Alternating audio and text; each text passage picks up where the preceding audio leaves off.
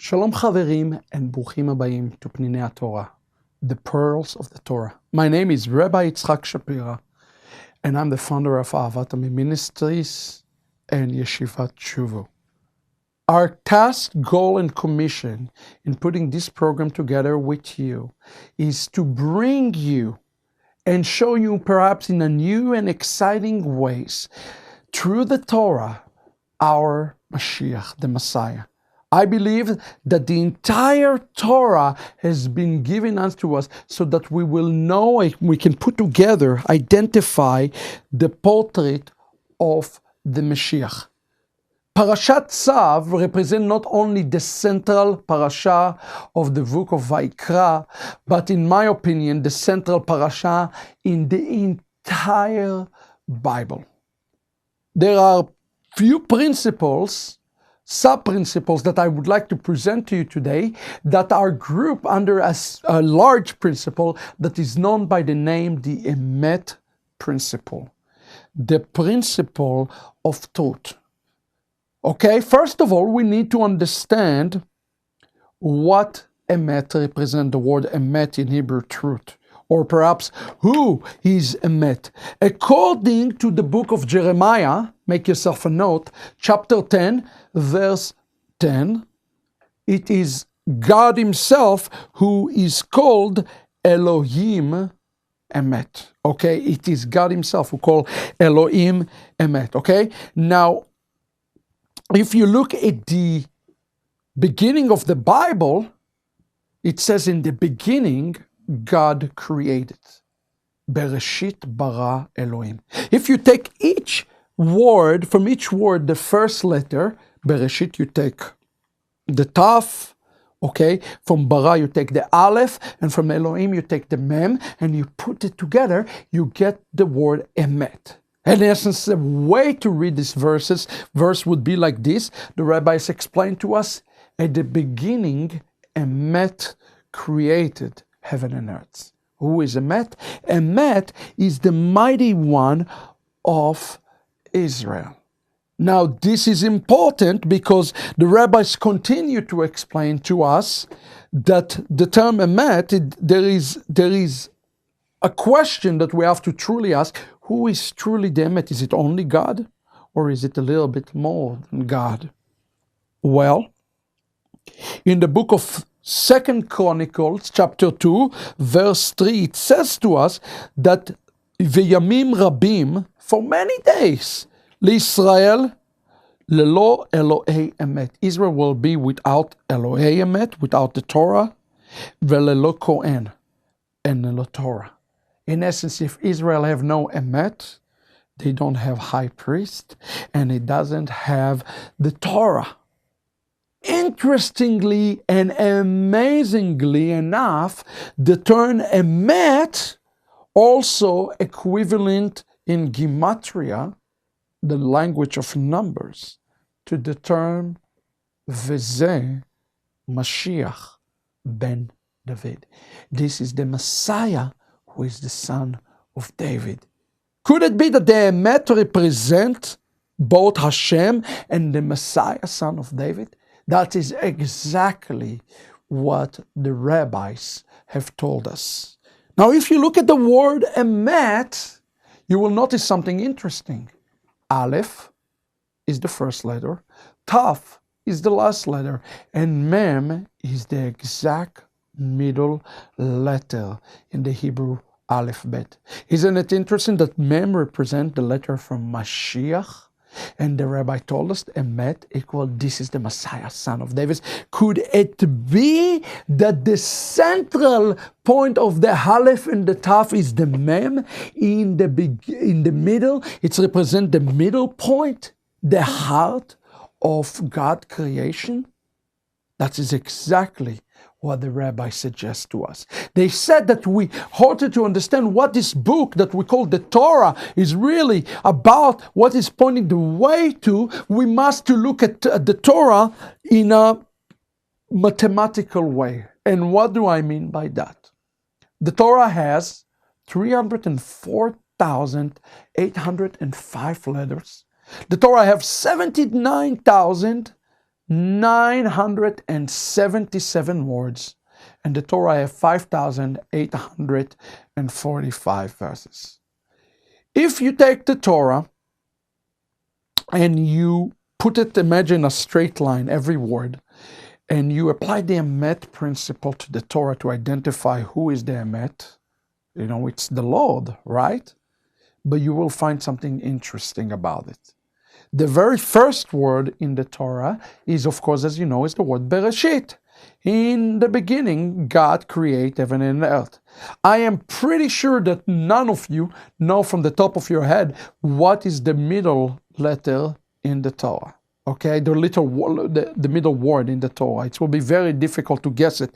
I will give you a hint that it is found in the book of Leviticus and found in Parashat Tzav, our portion that we're discussing. That's why this portion is so important, because it represents the heart of the Torah, the middle word in the entire Torah. So if you count 79,000 words, you will get to this word in Parashat Tzav, chapter 8, verse 15. It is the word Yesod.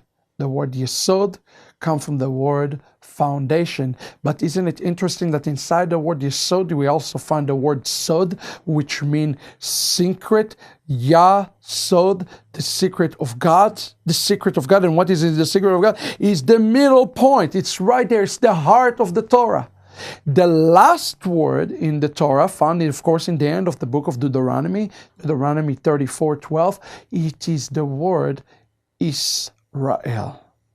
So if you take this Emet principle, the beginning and the middle, and you apply those words to the Emet principle, you will find that the expression that we see is the expression in Hebrew, Bereshit Yesod Israel. The beginning foundation of Israel, the establishment of the Jewish people, the foundation of Israel. And what is the foundation of Israel? The foundation of Israel found in the middle point. And what is the middle point of the Torah? Is the Parashat Tzav, chapter 8, verse 15, or chapter 8 as a whole, is describe Aaron's inauguration as the high priest of Israel, but verse 15 in specific is the middle point in all of the Torah. Aaron ordained as the high priest over Israel. Matter of fact, let's read those verses together. It says, and the bullock of the sin offering was brought, and Aaron and his son laid their hands upon the head of the bullock of the sin offering. And when it was slain, Moses took the blood and put it upon the horn of the altar round about with his finger, notice the shedding of the blood, and purified the altar and poured out the remaining blood on the Yesod, foundation of the altar, and sanctified it, making atonement for it. The entire point behind the Torah, beloved, is the role of Aaron, who brought the children of Israel to Hashem. That is a very important and significant point. The Emet, the Mem, is represented by Aaron. Aaron is the first one who is called Mashiach. And what was the job of the Mashiach? The job of the Mashiach is, in essence, to bring the people through the shedding of blood, through the role of the high priest, back to God.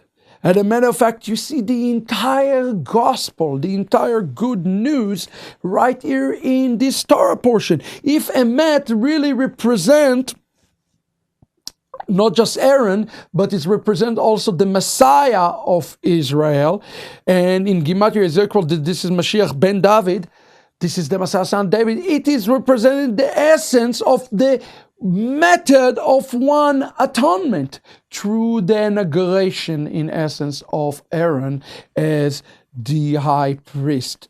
As a matter of fact, it says in the book of Daniel, just as a very quick reference, in Daniel chapter 8, verse 12, it says, and it says, and the host has given over to it, together with the continual burnt offering, through transgression, and it casted down Emet to the ground, and it wrought and prospered.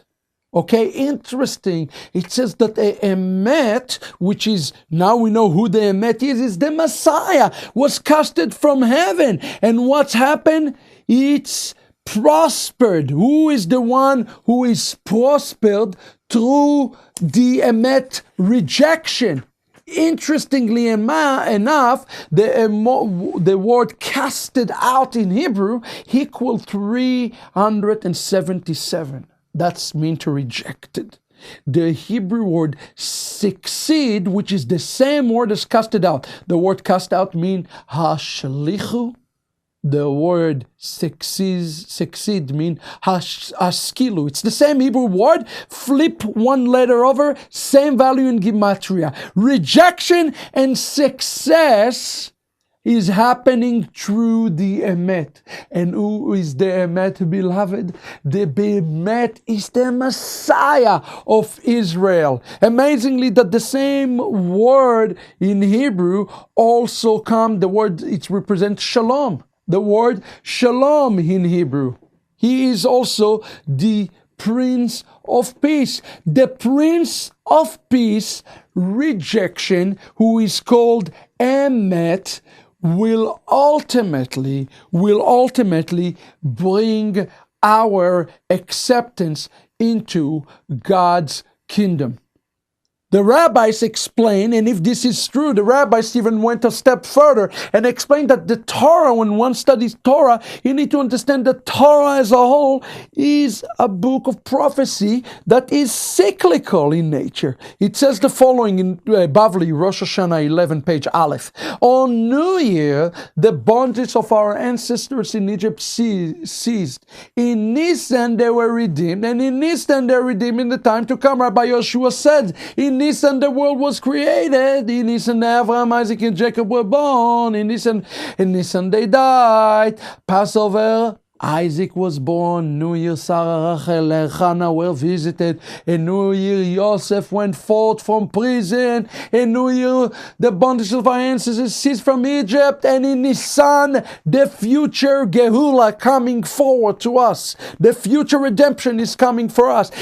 Emet represent by Aaron. That's why the word Emet is found as the middle word in Parashat Tzav, chapter 8, verse 15. It's the foundation of all Israel. It is the merit of all Israel. The merit of all of Israel found in Abraham, Isaac, and Jacob, and Aaron action right here in the Torah portion.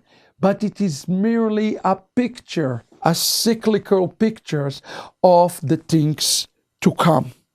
So if this is truly what Torah is about, let us also examine what Maimonides says about the Torah as a whole, kind of as a rule in Halachot Melachim. He says, if anybody does not believe in him, in the Mashiach, or does not await the Mashiach coming, not only denied the statement of the prophets, but those of the Torah of Moses, our teachers. Recently, I had a debate with Asher Meza, and he said, well, most of the prophets really spoke for people in their era and their time. Nonsense. The heart of the prophets is to speak not just about what Moses said, but about the coming of the Messiah.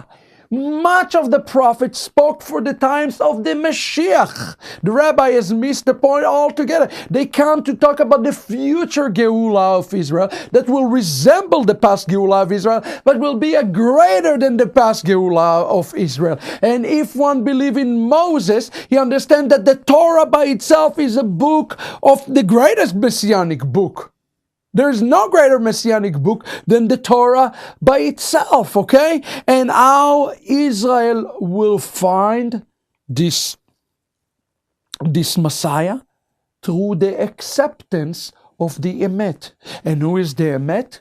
Well, in the Torah is Aaron, but it's a prophetic picture, the rabbi says, of the future one who will serve a greater role of high priest. It is the greater Aaron. That's why it says to us in the Tehillim, in the Psalms, Psalm 85, verse 11, it says, Chesed, mercy, ve'emet have met. Tzedek, righteousness, and shalom. What shalom? In Gematria? Emet. Nashku, they kiss each other. One cannot receive grace and mercy if it is not for Emet. Who is Emet in Gematria? Emet in Gematria is Messiah, son of David. Through his rejection, Messiah, son of David, rejection. May his name be blessed. Through his rejections, we were accepted, beloved. And that is the entire gospel. What I suggest to you today, when you come to Torah, so many of you are hungry and thirsty to come into the Torah. Please understand that the essence of the Torah is Messiah. And anybody who says to you otherwise, he is lying to you and he is a kofar. He is a heretic. He's a heretic even in the Torah of Moses. Continue to practice Torah with the spirit of seeking the Mashiach, who is your only foundation. That's why this term Emet is the beginning foundation of Israel. In the book of Ephesians chapter 2, it is the Mashiach who is called the foundation stone, the cornerstone of all of Israel.